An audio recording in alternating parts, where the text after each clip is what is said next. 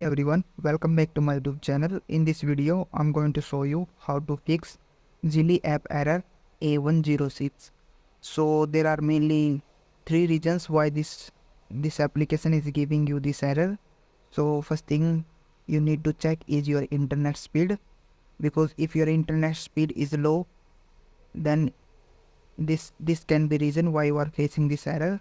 So simply search on Google speed test and then click on this run speed test option.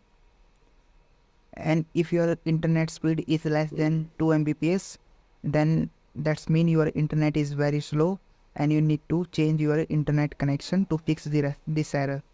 But if your internet speed is good, then what you need to do is go back to home layout and hold on Zelle application and then click on this info icon. And after this, simply go to storage option and then click on clear all data and click on this OK button, and this will clear all the data of Zelle application. Now you need to open up this application again and open your account, and then this will fix the error.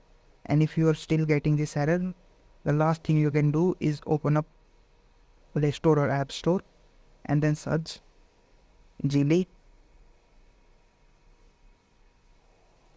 And then if there are any update available, simply update this application and that will fix this error.